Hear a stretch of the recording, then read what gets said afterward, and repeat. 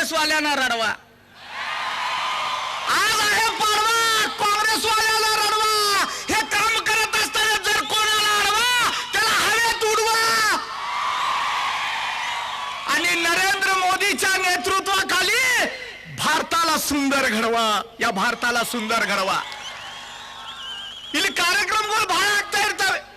ನಮ್ಮ ಮುಖ್ಯಮಂತ್ರಿಯವರು ಬಂದಿದ್ರು, ಹೇಳ್ತಾ ಇದ್ರು ನಾವು ಬಡವರಿಗೆ ಅಕ್ಕಿ ಕೊಟ್ಟಿದ್ದೇವೆ ಅಂತ. ನೀವು ಬಡವರಿಗೆ ಕೊಟ್ಟರೆ ಅಕ್ಕಿ, ಬಡವರು ಜನ ಇದ್ದಾರೆ ದುಃಖಿ. ಮತ್ತೊಂದು ಹೇಳ್ತಾರೆ ನಾವು ಹಾಲು ಕೊಟ್ಟಿದ್ದೆವು, ಇವರು ಕೊಟ್ಟಿದ್ದಾರೆ ಹಾಲ, ಕಾಂಗ್ರೆಸ್ ನಾಯಕರ ಮಾಲ ಮಾಲ. ಮತ್ತೊಂದು ಹೇಳ್ತಾ ಇದ್ದಾರೆ ನಾವು ಮುಸಲ್ಮಾನ ಸಮಾಜಕ್ಕೆ ಶಾದಿ ಭಾಗ್ಯ ಯೋಜನೆ ತಂದೇವಂತ. ಹಿಂದೂ ಮತ್ತು ಮುಸಲ್ಮಾನರ ಒಳಗೆ ಜಗಳ ಆದ್ದು ಅಂತ ಶಾದಿ ಭಾಗ್ಯ ಇದು ಕನ್ನಡ ನಾಡಿನ ದುರ್ಭಾಗ್ಯ ಮುಖ್ಯಮಂತ್ರಿ ಅವರೇ. ಯಾಕಂದ್ರೆ ಸಮಾಜದಲ್ಲಿ ಜಗಳ ಹಚ್ಚುವಂತ ಕೆಲಸ ನಿಮಗೆ ದೇಶ ಮುಖ್ಯ ಅಲ್ಲ, ನಿಮಗೆ ರಾಜಕೀಯ ಮಾಡೋದಿದೆ, ಓಟ್ ಮುಖ್ಯ ಇದೆ. ನೀವು ಹಿಂದೂ ಮುಸಲ್ಮಾನ ಜಗಾಡ್ರಿ, ನಮ್ಗೆ ಓಟ್ ಹಾಕ್ರಿ, ನಾವು ಕುರ್ಚಿ ಮೇಲೆ ಕೂತಿ ಮತ್ತೊಮ್ಮೆ ಹೆಂಗೆ ವಾಶ ಮಾಡೋದ ಎರಿಯಲ್ಲಿ ಹಚ್ಚ ಅಂತ ತೊಳ್ಕೋದ್ ಕೊಡ್ರಿ. आज नरेंद्र मोदी साहेब इथं येणार आहेत.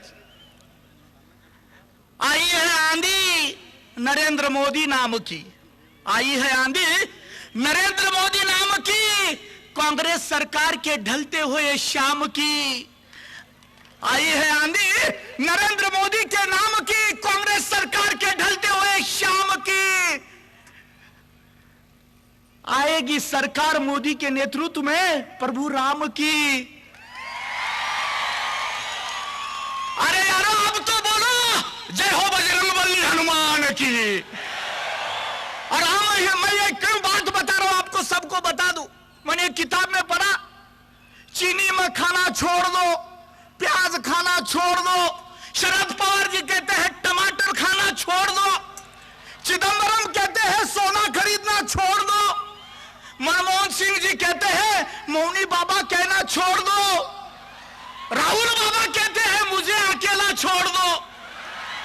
वीरप्पा मोइली कहते हैं पेट्रोल भरवाना छोड़ दो. और सोनिया जी कहती है कांग्रेस को गाली देना छोड़ दो. लेकिन यहां बैठी हुई जनता कह रही है कांग्रेस वालों तुम भारत छोड़ दो, क्योंकि अब तुम्हारी जरूरत नहीं है. अब जरूरत है नरेंद्र मोदी जैसे शेर की, जिसकी दहाड़ से आप जैसे भ्रष्टाचारी लोगों को यहां से छुट्टी करनी है, आपको भेजना है यहां से. क्योंकि अब भारतवासी चाहता है ऐसी सरकार जो गुजरात में क्रांति लाने का काम नरेंद्र मोदी जी ने किया है, वो सरकार भारत देश में बने. और ऐसी सरकार उज्ज्वला बड़वाला से बोल रही थी कि कोई हमारा सरहद पे लड़ने वाला जवान जिसके सर काटकर पाकिस्तान वाले लेके जाते हैं, और हमारे मौनी बाबा जैसे मुंह में जुबान नहीं आराम से बैठते हैं. हमें ऐसा पंत प्रधान नहीं चाहिए, हमें वो शेर चाहिए जिसकी धार से पाकिस्तान वालों की जमीन खिसकनी चाहिए. और वो शेर नरेंद्र मोदी जी के रूप में हमें मिला है. मला आणखी एक मुद्दाम सांगायचा इथं, आम्ही का नरेंद्र मोदींचं सरकार पाहिजे, भारतीय जनता पार्टीचं सरकार पाहिजे. काही लोग बोलायला लागले. इथं आणखी सभा झाली राहुल गांधींची. यहाँ के विधायक है हमारे मित्र फिरोज सेठ जी कह रहे थे कि सुरेश अंगड़ी जी का सीमेंट का दुकान है, उनको दुकान में बैठने दो.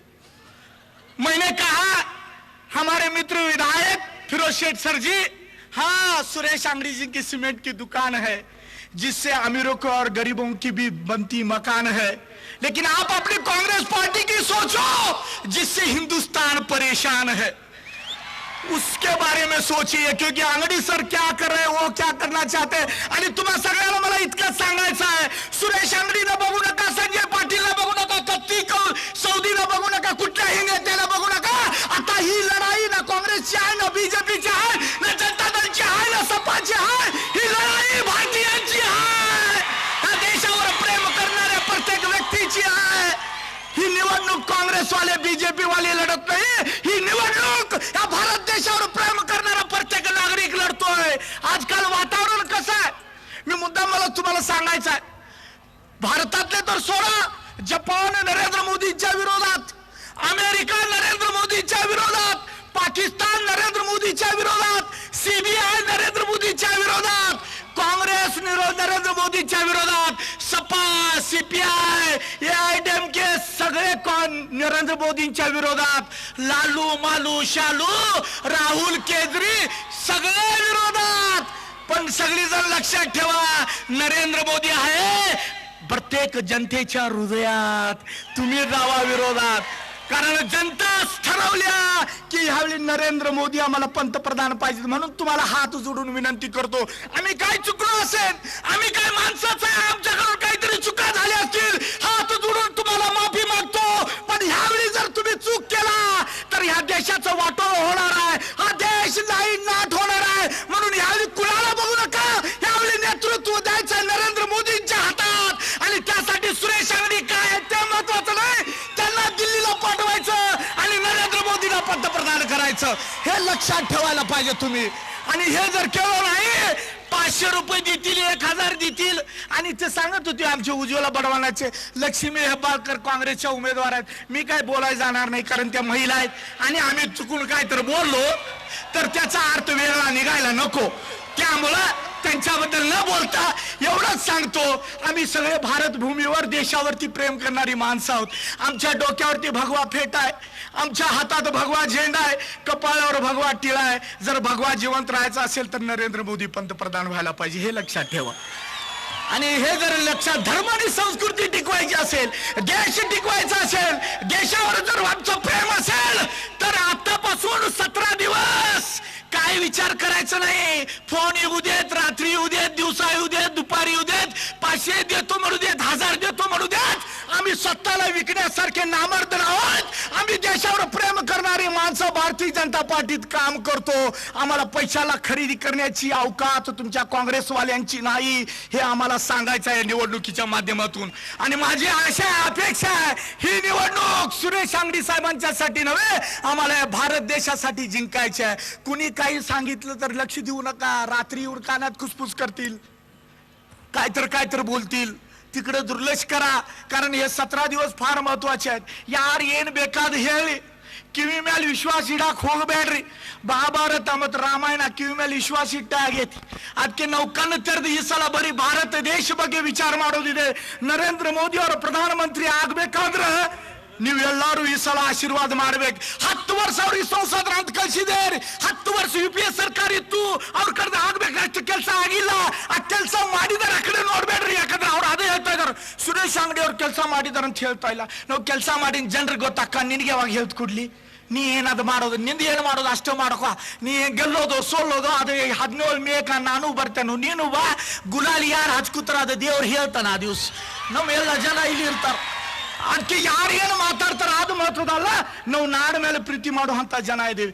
कारण आणि मला आणखी एक सांगायचं आहे, इथं सगळ्यांना विनंती करायचं आहे, विधानसभेपर्यंतची निवडणूक बेळगाव भागात वेगळी असते. समितीच्या नेत्यांना बी माझी हात जोडून विनंती आहे, शिवाजी महाराज की जय म्हणता, भगवा फेटा बनता. ह्यावेळी जर भगव्याची गद्दारी केला तर शिवाजी महाराज रात्री येऊन तुमचं काय करतील बघा. त्यावेळी भगव्याची गद्दारी नाही. आणि तुम्ही खरोखर मराठी असाल, खरोखर या भगव्याचा मान सन्मान तुम्हाला असेल, खरोखर धर्म आणि संस्कृती बद्दल तुमच्या मनात आस्था असेल तर रात्रीचे गट्टे घ्यायचं बंद करा. नाहीतर तुम्हाला लोक कुठं गट्ट्यात घालतील हे तुम्हाला कळणार बी नाही. म्हणून ही निवडणूक संजय पाटील चुकला असला तर माफी मागायला तयार आहे. मला तुम्ही मतदान करूच नका चालतंय, पण ह्यावेळी मात्र दुसऱ्या दुकानात जाऊ नका, नाही तर त्या दुकानात गेलासा मटेरियल सगळं चुकीचं मिळणार आहे, लक्षात राहू दे.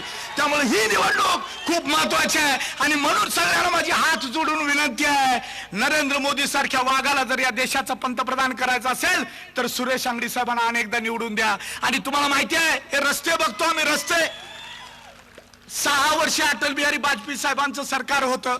इथं हिंदू मुसलमान समाज या प्रेमानं होता, काही कुणाला त्रास झाला नाही.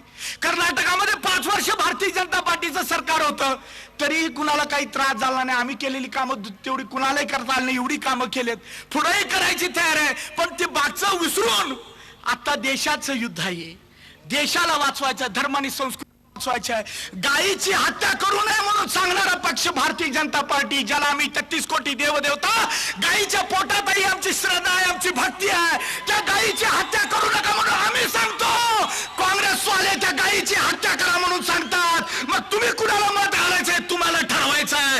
गायीची हत्या करणारे पाहिजेत की गायीची हत्या करू नका म्हणून सांगणारे सगळ्या मित्रांना माझी विनंती आहे, यार ಏನು ವಿಚಾರ ಮಾಡಬೇಡ್ರಿ. 12 ತಾರೀಕಿಗೆ ಸುರೇಶ್ ಅಂಗಡಿ ಅವರು 3ನೇ ಸಲ ದಿಲ್ಲಿ ಕಳಿಸೋದಿದೆ, ನರೇಂದ್ರ ಮೋದಿ ಅವರು ಪ್ರಧಾನಮಂತ್ರಿ ಮಾಡೋದಿದೆ. आप सबको मैं हाथ जोड़ के गिनती करता हूं, इस बार की लड़ाई ये वतन की है, ये देश की है, हमारे धर्म और संस्कृति की रक्षा की है. इसलिए इस बार मोदी सरकार, इस बात को आपको याद रखना है, नरेंद्र मोदी जी को पंतप्रधान बनाने के लिए सुरेश अंगडी जी को संसद बनाइए. नरेंद्र मोदींना पंतप्रधान बनवण्यासाठी सुरेश अंगडी साहेबांना खासदार करा, हीच हात जोडून विनंती करून तुम्हा सगळ्यांना नमन करून माझे विचार थांबवतो. धन्यवाद.